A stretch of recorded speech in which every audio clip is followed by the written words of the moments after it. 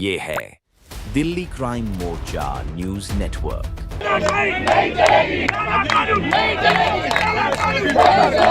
ये आम आदमी की लड़ाई हम लड़ रहे हैं, तो वो जो लड़ाई है वो उस आम आदमी की लड़ाई है कि उसको फेयर ट्रायल का मौका मिले।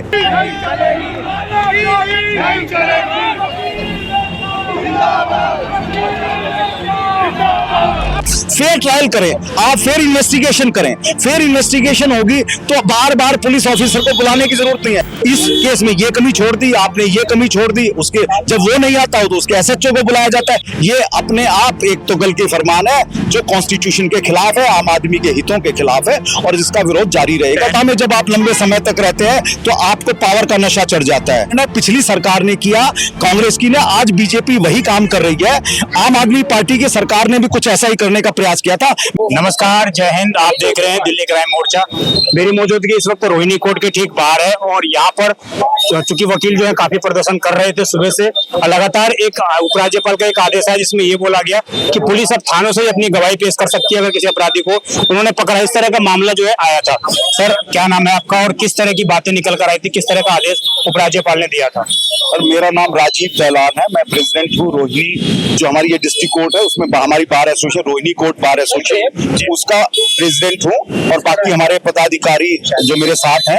और हमारी लड़ाई जो है वो शुक्रवार से जारी है। हमने 13 तारीख को एक एलजी साहब का नोटिफिकेशन आया था जिसमें कहा गया कि सारी एविडेंस, सारी प्रोसीडिंग थानों में बैठ के होंगी वर्चुअल माध्यम से, जिस पे हमने जो है ऐतराज किया और अपना रिप्रेजेंटेशन दिया, पर सरकार ने और एलजी साहब ने कोई सुनवाई नहीं की।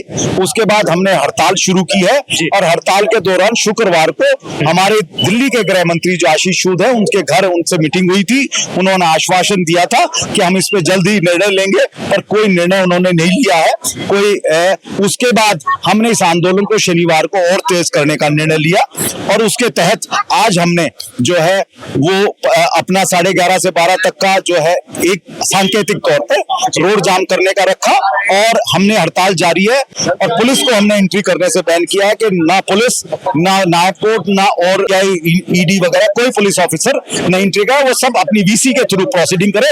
देखते हैं कि क्या वो संभव है, ये हो पाएगा। तो ये जो निर्णय है वो, ये जो मुगलों के समय में तुगल की फरमान होते थे, ये वो निर्णय है और आम आदमी के हितों के खिलाफ है, जो बिल्कुल हम इसको बर्दाश्त नहीं करेंगे। एक सवाल मैं जानना चाहूंगा आपसे कि जो ये आदेश आया है इससे आम जनमानस कितना इफेक्टिव होगा, उसको क्या न्याय मिलने में बाधा उत्पन्न होगी या नहीं होगी? बिल्कुल, मैं आपको बता दूं, ये आम आदमी की लड़ाई हम लड़ रहे हैं। आप समझें कि जब पुलिस ऑफिसर थाने में बैठकर सारी प्रोसीडिंग करेगा, वो बयान देगा, नीचे ऊपर वीसी पे होगा और नीचे बयान जो देगा, ठीक है, बयान देगा नीचे से पढ़ के, तो वो कैसे फेयर होगा, फेयर ट्रायल कैसे हो पाएगी? तो वो जो लड़ाई है वो उस आम आदमी की लड़ाई है कि उसको फेयर ट्रायल का मौका मिले। उस एक्यूज को जिसने को बनाया गया है उसको फेयर ट्रायल का मौका मिले। वो कैसे मिलेगा? वो तभी पॉसिबल है जब वो कोर्ट में आएगा, जज के सामने होगा और सारी एविडेंस वहां रिकॉर्ड होगी, उससे क्रॉस एग्जामिनेशन होगा। उपराज्यपाल ये कह रहे हैं कि इससे पुलिस का समय बचेगा, कानून व्यवस्था ठीक होगी। सर,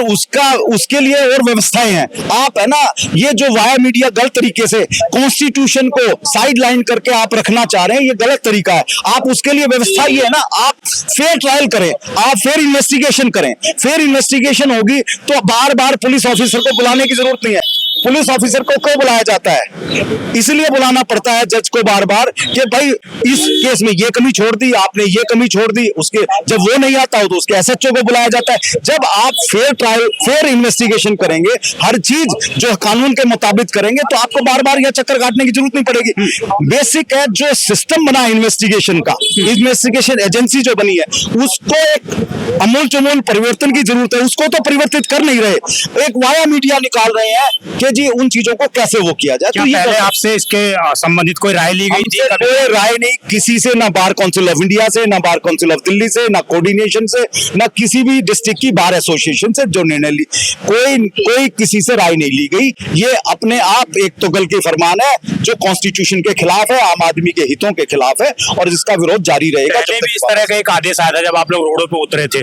तो अब देश का वकील भी सड़कों पर है, देश का पत्रकार भी सड़कों पर है, तमाम लोग सड़कों पर है, तो क्या वजह मान रहे हैं? क्या सर क्या होता है कि जब सत्ता में आप लंबे समय से रहते हैं, उसी तरह जो ये कहूं कि पहले जो सरकार रही, चाहे कांग्रेस की रही, आज बीजेपी की सरकार है, क्या होता है सत्ता में जब आप लंबे समय तक रहते हैं तो आपको पावर का नशा चढ़ जाता है, और जब पावर का नशा चढ़ तो आम आदमी के अधिकार नहीं दिखते, अपनी सोच, अपना विजन और अपनी चीजें थोपना चाहते हैं। यही निर्णय पिछली सरकार ने किया, कांग्रेस की ने, आज बीजेपी वही काम कर रही है।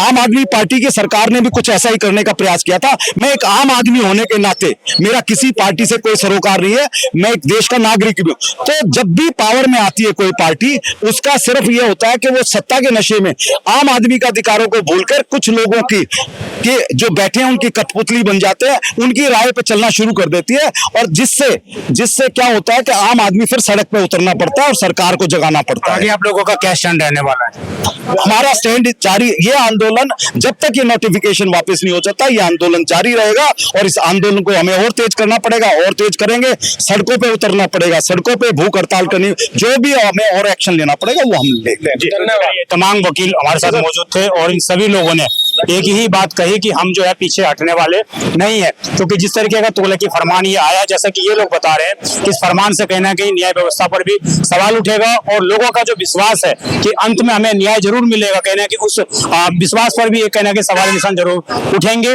और इससे पहले भी लगातार वकीलों के लिए तमाम कानून आते रहे और वो रिजेक्ट होते रहे। देखना ये होगा कि ये जो उपराज्यपाल का एक आदेश आया है बिना किसी डिस्कशन के, जैसा कि ये लोग बोल रहे हैं, वकील बता रहे हैं कि कभी हमारे साथ कोई डिस्कशन नहीं हुआ, तो क्या इस आदेश पर ये उपराज्यपाल पीछे हटते हैं, सरकार पीछे हटती है? ये देखने वाला विषय होगा। आप देखते रहे दिल्ली क्राइम मोर्चा में विजय ठाकुर, सहयोगी अमन के साथ। धन्यवाद।